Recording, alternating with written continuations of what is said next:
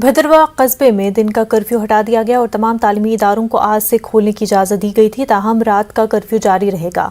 इसके अलावा mobile internet services भी मुअत्तल रही। सनीचर और इतवार को 12 और 13 घंटे के कर्फ्यू में नरमी के दौरान कहीं से किसी नाखुशगवार वाक़े की इतला न मिलने के बाद इंतजामिया ने इतवार की शाम भदरवा शहर से दिन की पाबंदी हटाने का फैसला किया। कस्बे में मामूल की सरगर्मियां दोबारा शुरू हो गई।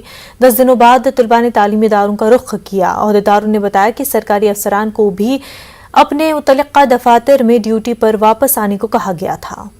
बेस्ट रहेगी कि सब अमन शांति के साथ रहें और हमारे एटलीस्ट ये सब करने से पहले एक बार हमारे फ्यूचर के बारे में सोचा जाए और हमारे बस स्कूल चलते रहें, क्योंकि काफ़ी ज़्यादा नुकसान पहले ही हो चुका है, तो अब हम और ज़्यादा नहीं नुकसान करा सकते पढ़ाई का। जो 10 दिन के बाद स्कूल खुला है आज, और हमें बहुत खुशी है कि हमारा स्कूल आज खुला है और बाकी बच्चे जिनकी पढ़ाई कमज़ोर है उनकी तो बहुत ही हालत ज़ाया हो रही है उनकी पढ़ाई।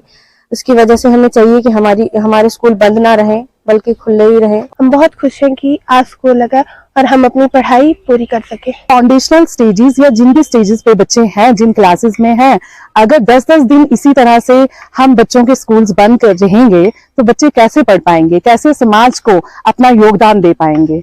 तो मैं यही कहूंगी कि सोचिए, थोड़ा बच्चों के बारे में भी सोचिए ताकि वो अपनी जो है पढ़ाई अच्छे से कर पाएं।